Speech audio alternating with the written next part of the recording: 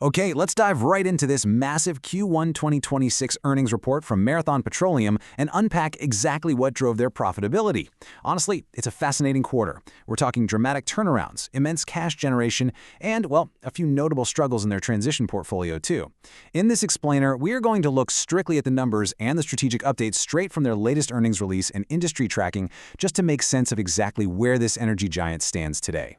So, we'll be following the money today through 5 key areas. A quick financial snapshot, the traditional refining boom, the contrasting renewable diesel story, their midstream growth, and finally, what everyone wants to know about, shareholder returns. Let's get into it. Section 1. Q1 2026 Financial Snapshot. Bottom line up front. Starting with the big picture, this was an incredibly strong quarter for Marathon. The company posted a net income of $511 million. That's $1.73 per diluted share. To put that into perspective for you, this represents a tremendous swing from the exact same quarter last year. Back then, they actually reported a net loss of $74 million. What a difference a year makes, right? And the shift across the board is just brilliant. Operating cash flow alone jumped from a negative $64 million last year to an astounding $1.1 billion this quarter. $1.1 billion! You've also got their adjusted EBITDA, which is essentially their cash profit from operations, and that leaped from roughly $2 billion to $2.76 billion. That is a massive year-over-year acceleration. Section 2. Refining drives the profits. Traditional energy booms. Now, to really understand how they generated these profits, we first have to talk about a concept called a turnaround. Basically, this is planned periodic downtime in a refinery for heavy maintenance and repairs. It's kind of like taking your car in for a major engine overhaul. It's expensive, and it completely halts production temporarily. Well, Marathon deliberately accelerated their turnaround activity this quarter. They spent $530 million, which is about 40% of their total planned turnaround activity for the entire year, just to get their facilities ready to meet elevated market demand later on. But here is the wild part.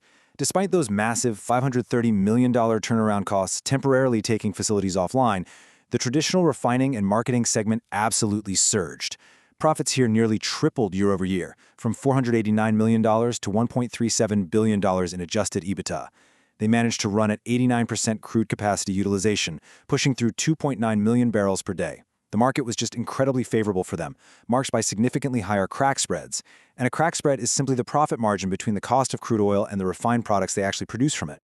So a crucial point here is geographic advantage. When we break those refining margins down by region, a stark contrast emerges. Their Gulf Coast operations yielded a very respectable $17.58 margin per barrel. But on the West Coast, their operations were incredibly lucrative, capturing a massive $25.71 margin per barrel. Having that integrated system spread across different geographies allows them to capitalize wherever margins are the thickest, and it protects them from regional downturns. Section 3. Renewable diesel hits headwinds. The transition struggle. Okay, let's move over to the other side of the business because the renewable diesel segment is telling a completely different story. As tracked by Biomass Magazine and the latest earnings release, this segment has faced severe turbulence over the last year. They literally lost $110 million across full year 2025. Now, we are seeing a slight recovery. Q4 of 2025 eked out $7 million in profit, and Q1 2026 shows a further recovery to $38 million. This recent bump was helped out by regulatory clarity around federal clean fuel tax credits, but obviously it's still a far cry from the absolute cash machine of traditional refining. And the struggle here isn't necessarily an operational failure. It's more about market realities and maintenance timing. It really comes down to a persistently weak margin environment for renewable diesel overall. Plus, as reported by Biomass Magazine and confirmed in the earnings, they had planned downtime specifically at their Martinez biorefinery joint venture out in California. That naturally decreased their utilization rates and acted as a major drag on profits for the quarter.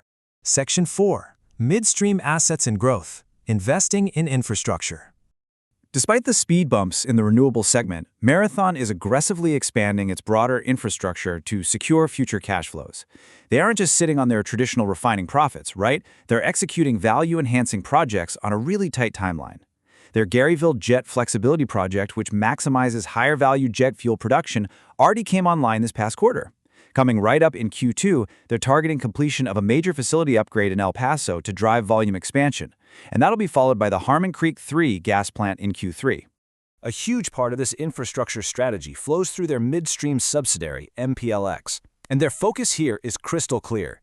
MPLX is pouring 90% of its $2.4 billion organic growth capital plan directly into the Permian and Marcellus basins. Now, these are two of the absolute most prolific and competitive energy basins in North America. By building out natural gas and natural gas liquid infrastructure here, Marathon expects to generate mid-teens returns and support a highly stable 12.5% annual distribution growth back to MPC through 2027. Section 5. Rewarding the shareholders. Aggressive capital return. Finally, let's look at exactly what all this traditional refining profit and midstream growth actually means for the shareholders. CEO Marianne Mannon made their strategy abundantly clear. She emphasized that their reliable integrated system is what allows them to be highly disciplined with their capital. Taking that financial hit to accelerate turnaround activity now, well, it enhances their operational readiness for the rest of the year. So what does this actually look like for investors? Well, in just the first 3 months of 2026, Marathon returned over $1 billion directly to shareholders. $1 billion! That is a massive chunk of change to hand back in just 90 days, totally proving their commitment to being an industry leader in capital return. And hey, if $1 billion in one quarter wasn't enough, they dropped a major headline right at the top of their earnings release. The board of directors approved a massive new incremental $5 billion share repurchase authorization. When you add this to what they already had remaining, it brings their total available dry powder for buying back their own stock to an astonishing $8.6 billion. So as we wrap up this explainer, we are definitely left with an incredible story of contrasts. You have a traditional refining engine just running hot and generating billions in cash, alongside a midstream segment locking in future growth, all while their renewable diesel efforts face ongoing margin struggles. It really leaves us to wonder, as the world pushes harder toward an energy transition, can Marathon's old-school refining engine keep generating enough cash to fund both a green future and multi-billion-dollar payouts to shareholders? We'll absolutely be watching closely to find out. Thanks for joining me on this one.